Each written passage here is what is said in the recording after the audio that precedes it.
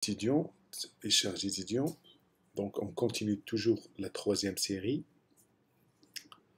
D'accord, nous avons déjà abordé le deuxième exercice. Maintenant, on entame le troisième exercice de la série. On considère, on considère ici une charge de densité ρ, de densité sigma uniformément répartie sur la charge d'un cylindre conducteur infini creux de rayon interne R1 et R2 et externe R2. D'accord? Donc on a un cylindre de densité sigma uniformément réparti sur la surface. D'accord? Donc ce cylindre est creux, donc deux rayons.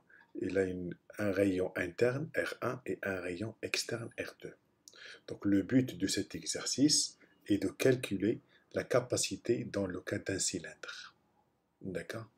Donc l'exercice numéro 4, il va aussi aborder le calcul de la capacité pour un plan. D'accord? Ou bien capacité plan. Donc, si ce cylindre est chargé d'une manière positive. Première question, par application du théorème de Gauss, calculer le champ électrostatique créé par cette charge en tout point M situé à une distance petit r de l'axe du cylindre ici. Donc on a ici l'axe du cylindre. Je pense qu'on a fait cet exercice. Je rappelle juste les résultats principaux. Donc on a un cylindre. Si on a un cylindre de manière générale, de rayon R par exemple, de hauteur petit h et de densité de charge sigma ou bien sigma 0. Donc on peut appliquer le théorème de Gauss et ça c'est la surface de Gauss. D'accord, la surface de Gauss c'est cylindrique, elle prend aussi la forme d'un cylindre et le point M se trouve ici, à l'extérieur de ce cylindre. Dans notre cas, on va prendre ce cylindre qui est plus grand que le cylindre de l'exercice. D'accord? Donc ce cylindre, il a un rayon petit r. D'accord? Donc on va appliquer le théorème de Gauss, bien sûr, sur les surfaces latérales et les deux surfaces de base, ici. D'accord? Donc le flux de champ de E à travers la surface de Gauss s'écrit. Donc la surface de Gauss qui est en pointillé ici.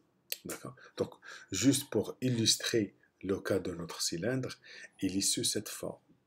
Ça veut dire qu'il est chargé positivement, ou négativement. Une fois qu'on a les deux armatures, il y aura une charge qui se reproduit.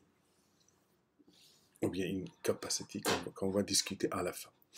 Donc, le flux est égal à l'intégrale sur une surface fermée du champ produit scalaire la surface de Gauss. Ici, comme j'ai dit, on a trois surfaces, les deux surfaces de base et la surface latérale. D'accord? Notre champ sera dirigé ou bien sera perpendiculaire dans cette direction. Ça veut dire qu'il sera aussi perpendiculaire à la surface. Sigma 1 et sigma 2. Donc ici, je prends par exemple sigma 1, ici sigma 2. Donc, qu'est-ce qu'il reste? Il reste juste la surface latérale du cylindre. Donc le flux est égal à le produit scalaire du champ E fois la surface fois le déplacement, ou bien, pardon, fois la surface élémentaire infinitésimale de l'élément de la surface. Or, on sait très bien l'élément infinitésimal de la surface du côté latéral est égal à ρ, ou bien R c'est le rayon, fois d de θ fois d de z, selon le vecteur qui est perpendiculaire à la surface. Puisque E ne dépend pas de θ et ne dépend pas de z, d'accord, on peut sortir bien sûr ces quantités-là. Et on retrouve que, bien évidemment, θ varie entre 0 et pi, et le z, il varie entre 0 et petit h. Donc on trouve que le flux total est égal à 2pi fois petit r fois petit h fois E indice R. Donc le théorème de Gauss, qu'est-ce qu'il dit? Il stipule que le flux est égal à la charge interne divisée par epsilon 0. Ou bien la somme des charges, s'ils sont discrètes, la somme des charges internes divisée par epsilon 0. D'où on peut extraire la valeur de ER. Donc ER est égal à Q interne divisé par 2pi petit r petit h epsilon 0. Bien, le résultat, c'est ça. Donc, ici, bien évidemment, Q interne, on peut le calculer dans le cas d'un cylindre. Donc, Q interne est égal à l'intégrale double sur sigma multiplié par la surface élémentaire. Donc, sigma, c'est une constante. Donc, D de S, c'est-à-dire la surface du cylindre latéral. C'est R d θ, bien sûr, D de Z. D'accord, c'est un élément de surface. C'est pour ça qu'on a deux éléments qu'on va intégrer. D'accord, donc θ s'intègre sur 0 de pi, Z sur 0 petit h, donc on retrouve la charge interne. Donc, ni plus ni moins que la surface fois sigma. D'accord, et ça, c'est une surface latérale, bien évidemment. Donc, si je fais l'égalité entre les deux, on se retrouve avec une valeur de champ lorsque, bien sûr, on est là. D'accord, et ici, c'est le grand R, ou bien le R2, par exemple. Ça, c'est le rayon, le cas de rayon. D'accord, petit r de là à là, et R de là à là. Donc, on trouve le champ E lorsque petit r supérieur à R est égal à sigma fois R divisé par epsilon 0 fois 1 sur petit r. D'accord, lorsque petit r égale à grand R, ça veut dire à la surface, ils vont simplifier, on va trouver presque sigma sur epsilon 0. Et ça, c'est le résultat d'un plan infini. D'accord, le champ créé par un plan infini de charge positive. Sigma. Donc, dans notre cas, ici, c'est le rayon, le R, c'est le R2, c'est le rayon du cylindre externe. Donc, il faut que, ou bien, le champ ici s'écrit sous forme sigma fois R2 divisé par epsilon 0 fois petit r. Bien sûr, celui-là n'est plus ni moins qu'un résultat généralisé de celui-là. D'accord, donc ce résultat, c'est connu et il faut juste l'apprendre une fois, deux fois et c'est connu dans ce cas d'un cylindre. Donc, alors, dans la deuxième question, on va insérer un cylindre, un autre cylindre de rayon R0. Dès qu'on insère un cylindre de rayon R0 qui porte une charge, d'accord, ça veut dire qu'on va créer ce qu'on appelle un condensateur. Donc, initialement, la charge Q1 portée par S1 est égale à S fois sigma 1. Et S, bien sûr, c'est la surface latérale du cylindre. Est égale à 2pi R0 fois petit h fois sigma 0, fois sigma 1. Et la charge Q2 est égale à S fois sigma 2. Est égale à 2pi fois R2 fois petit h fois sigma 2. Donc, ça veut dire que dès qu'on met ensemble les charges positives, que ce soit positives ou négatives, dès qu'on met, bien sûr, si on met les charges positives à côté de charges négatives, il y a un champ qui va se créer, il y a une force électrostatique qui va se créer et certainement ils vont s'attirer. D'accord? Donc là, on ne va pas étudier le côté dynamique de ces charges, on va juste étudier le côté statique. C'est pour ça qu'on appelle électrostatique. Donc là, lorsqu'on met l'un de l'autre, comme on avait fait pour l'exercice numéro 2, on avait deux sphères, S1 et S2, d'accord? Et on a mis l'un dans l'autre de manière concentrique. Ça veut dire qu'ils ont le même point, c'est-à-dire le même centre. Ici, on va faire la même chose. On a ici un axe qui est commun, qui est concentrique. Donc, on va appliquer les résultats de l'exercice numéro 2. Donc, on va y avoir une répartition des charges.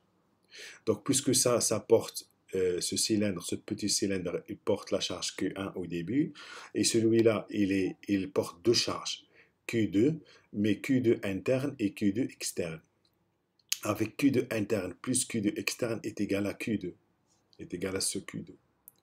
D'accord? Et puisqu'on a une influence totale, bien sûr que Q2 interne, de ce côté-là, Q2 interne est égal à, ça c'est Q1, ça c'est Q1, ça c'est Q2 interne est égal à moins Q1. On avait parlé de ça. Donc, bien sûr, cette relation, il va se rajouter ici.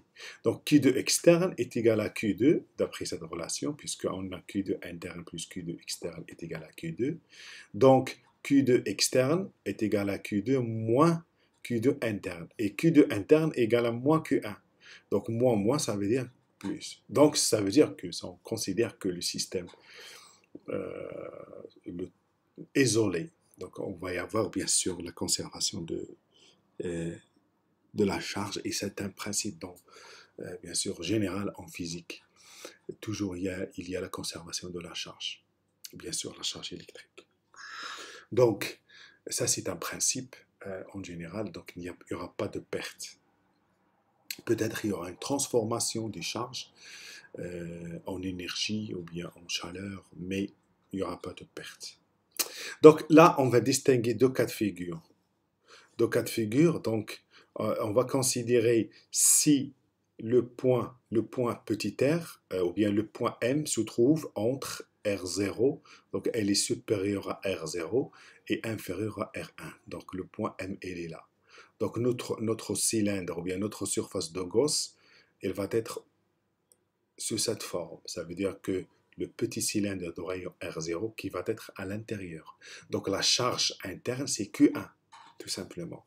Donc, si on applique le résultat, donc ici, on a appliqué le résultat, même pour vous, par exemple, pendant l'examen, il faut juste dire, c'est un résultat qu'on connaît dans le cours, qu'on connaît dans le TD, donc il faut le plaguer d'une manière directe. Il faut juste justifier, bien sûr, c'est le cas d'un cylindre, ou bien le cas d'une sphère, ou bien le cas d'un plan. On va voir le cas d'un plan dans l'exercice suivant.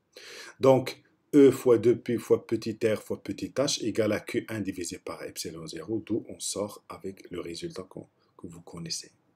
D'accord. Donc, à la surface de S1, donc ça veut dire petit r est égal à R0, d'où le champ E est une constante, qui est sigma 1 divisé par epsilon 0.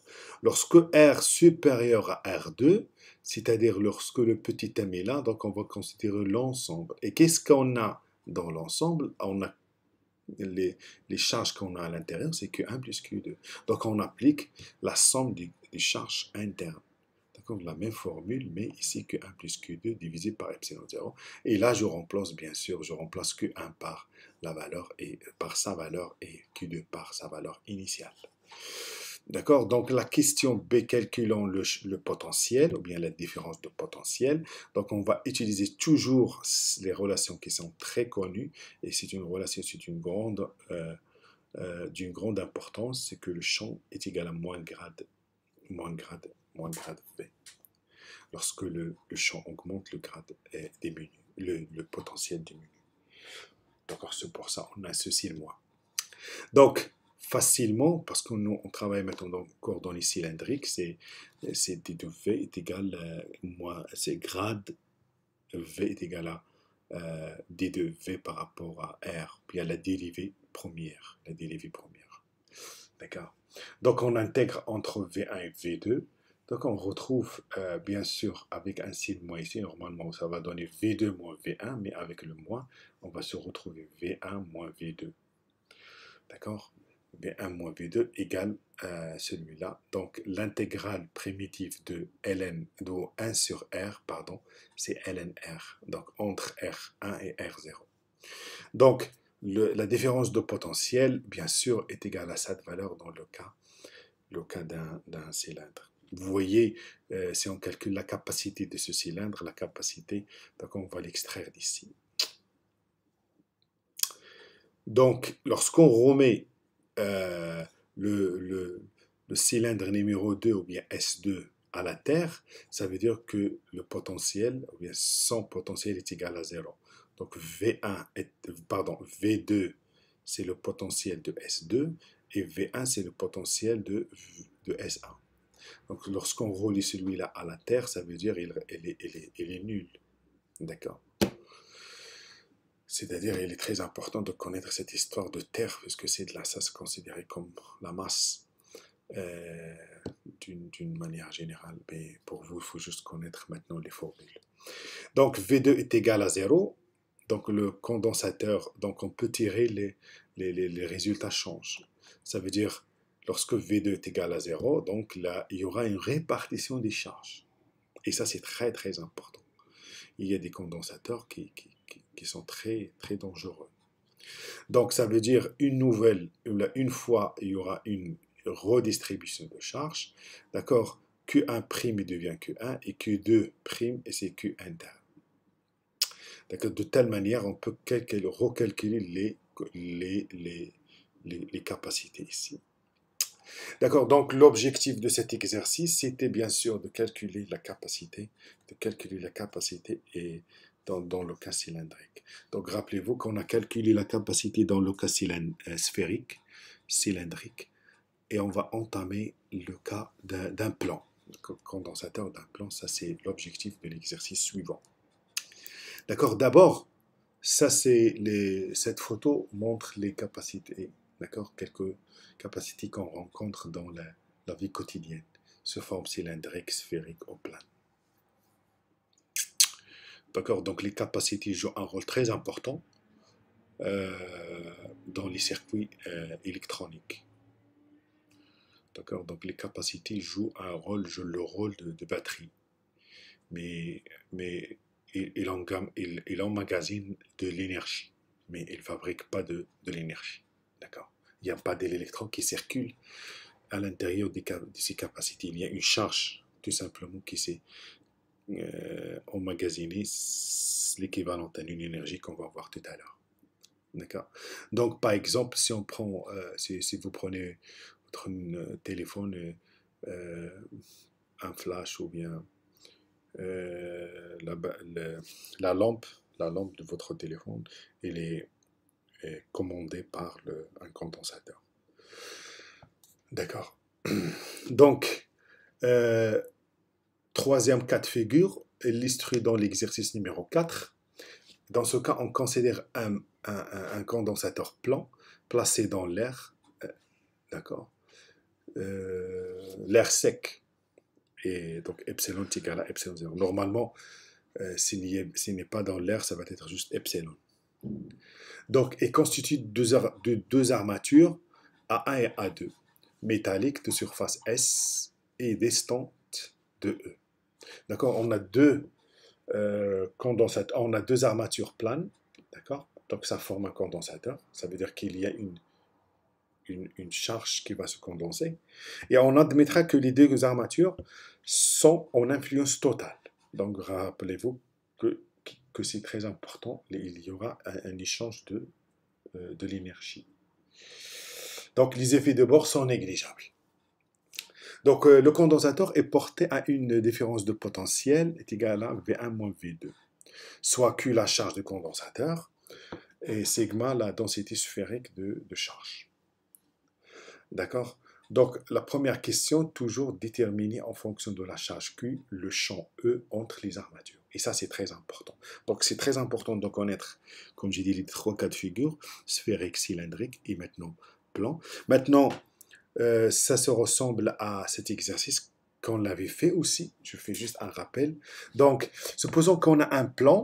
Donc, et on a montré dans la séance présentielle que ce plan-là, il porte une densité de charge positive, d'accord? Le champ créé va être perpendiculaire, le champ créé par ce plan va être perpendiculaire à ce plan même. Ça, c'est par le principe de symétrie. On va le dire, il faut écrire un raisonnement de cette manière. Par raison de symétrie, le champ créé par le plan est perpendiculaire à ce plan-là. Ça veut dire qu'il est parallèle à l'axe Z. Supposons ici qu'on a l'axe Z. Donc ça, c'est un plan. Donc on va appliquer bien sûr le théorème de Gauss. Théorème de Gauss, on va choisir ici le choix de la surface.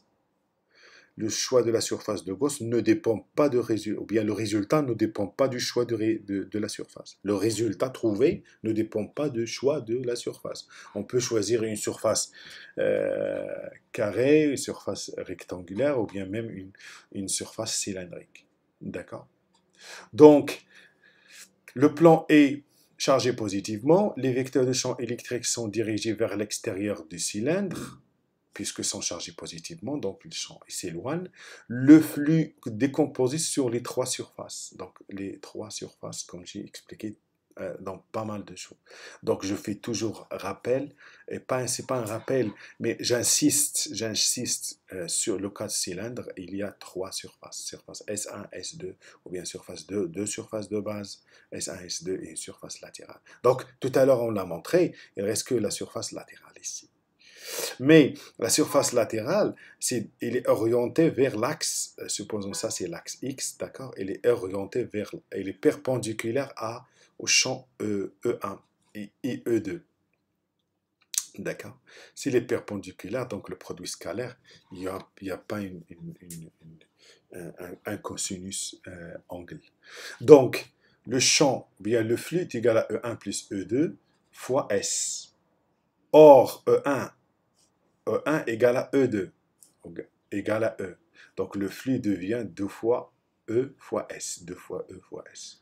Donc est égal à quoi? Est égal à la charge interne divisée par, ou bien la charge interne, bien sûr, interne de ce cylindre, divisé par epsilon 0. Et la surface ici, bien sûr, c'est divisé sigma S, Q interne est égal à sigma S divisé par epsilon 0.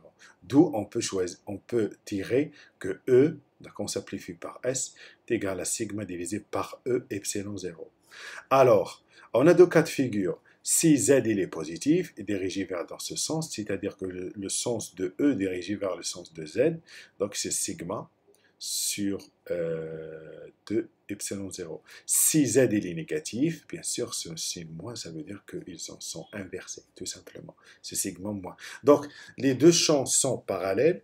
Lorsque Z il est positif, donc il est aussi positif, mais en valeur absolue, il est négatif. Pardon, en valeur absolue, il est positif. Pardon. Donc, dans notre cas, on a deux armatures plans. D'accord? Donc, on a des armatures plans dans ce sens-là. Donc, pour comprendre, donc on a le choix ici, supposons ça, il est bien sûr, il est chargé positivement, donc les champs sont dirigés vers ce sens-là. Donc, ils sont dirigés vers le choix de K. Donc, il est égal à sigma sur 2 epsilon 0 fois K. La même chose pour là, mais ici, non. C'est moins sigma sur 2 epsilon 0, puisque c'est chargé positivement. Celui-là est chargé négativement, donc le champ E, il va être y avoir dans ce sens-là, donc il est contraire dans le sens, avec le sens de Z, c'est égal à moins sigma sur 2 epsilon 0 fois K. Ici, bien sûr, le champ, cette armature, elle est négative, donc le champ il se dirige vers L, d'accord? Et elle est dans le même sens que Z est égal à fois sigma sur 2 epsilon 0. La même chose ici, donc celui-là, c'est considéré par ça. Donc, un schéma illustratif, vous pouvez voir les rouges, les lignes du champ, donc ils s'éloignent, d'accord? Ils s'éloignent de positif. Alors, les lignes bleues, ils se rapprochent. D'accord? Vous voyez ici, lorsqu'on fait la sommation est égale à 0, par contre, ici, c'est 2 fois, parce que sont égaux en module. Donc, finalement, je fais la somme E1 plus E2, c'est-à-dire sigma sur 2 epsilon 0 plus sigma sur 2 epsilon 0 est égal à sigma sur epsilon 0 fois K.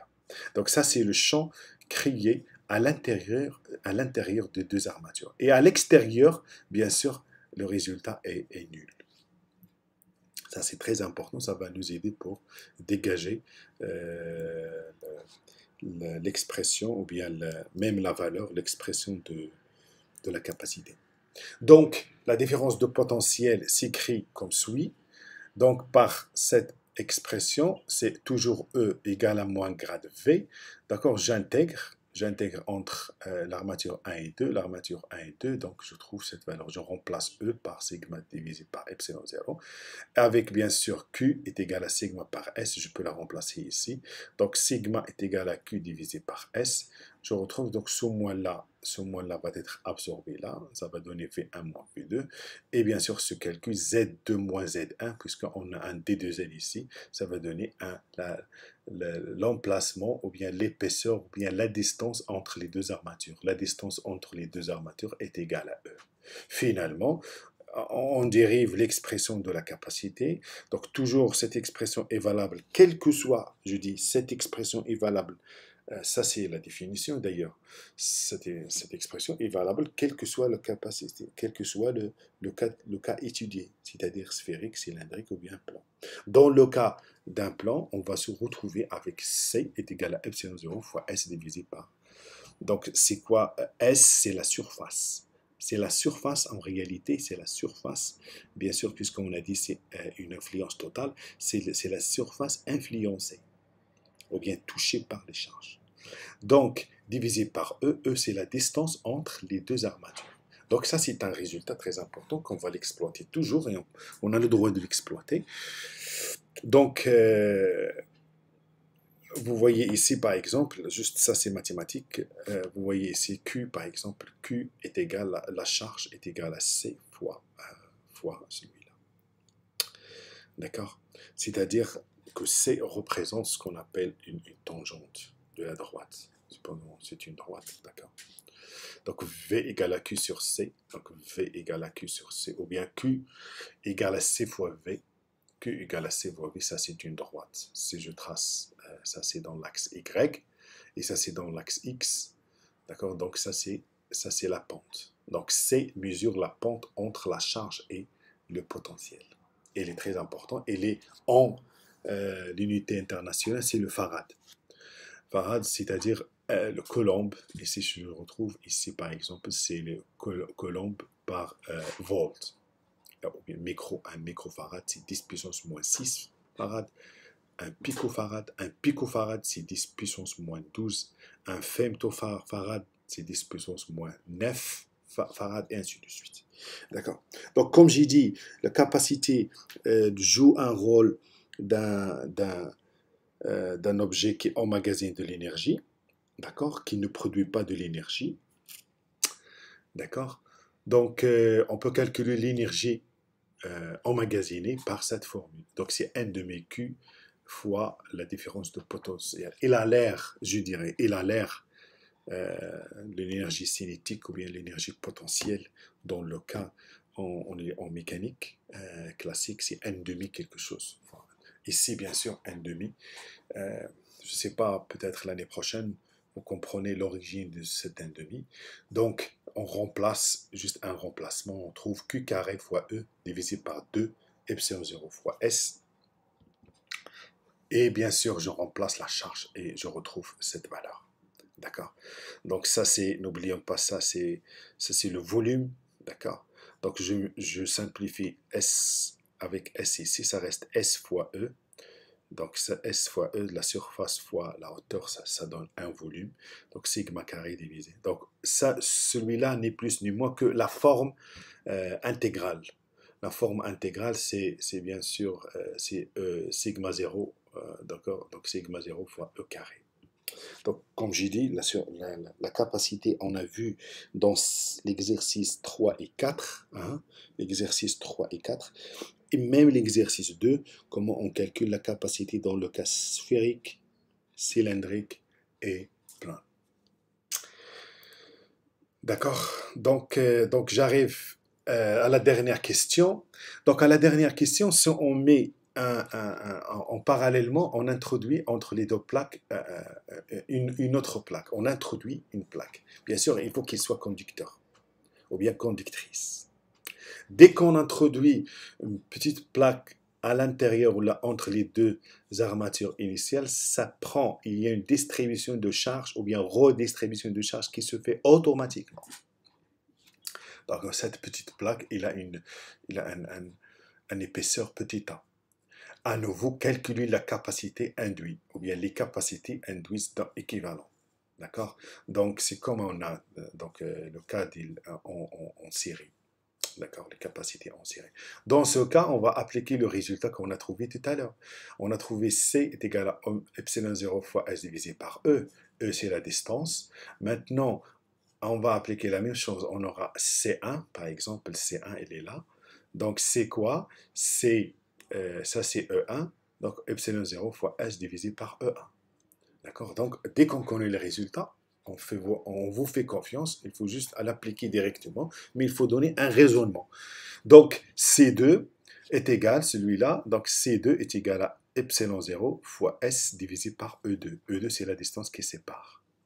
D'accord? Si je calcule la capacité équivalente, d'accord? Donc, ça va donner 1 sur C équivalente est égal à 1 sur C1 plus 1 sur C2. Si je remplace C1 par C et C2 par leur expression ici, je trouve, bien sûr, la capacité équivalente. Ni plus ni moins que ça va prendre la même forme, d'accord? C'est-à-dire epsilon 0 fois S divisé par la distance entre les deux capacités, c'est-à-dire E1 et E2. Or, qu'est-ce qu'on sait? On sait que E, E est égal à E1 plus A plus E2, d'accord? Donc, E égale à E1 plus E2 plus A, ça veut dire que E1 plus E2 est égal à E moins A. Donc, ceci dit que si E est égal à A, c'est-à-dire capacité est égale à infini, d'accord? Si A est égal à 0, on se retrouve avec ce résultat qu'on a fait tout à l'heure. D'accord? C'est A est égal à 0.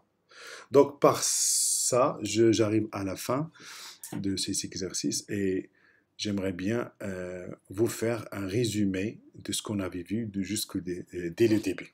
Et après, on va peut-être entamer pas les exercices, mais les examens de la faculté, des facultés Smelia, par exemple, ou bien de nos facultés ici au Maroc. Donc, n'hésitez pas de laisser les commentaires, les questions, les remarques, les critiques, si vous connaissez, si vous avez bien sûr si vous avez besoin de quelque chose, merci de laisser vos commentaires. À plus.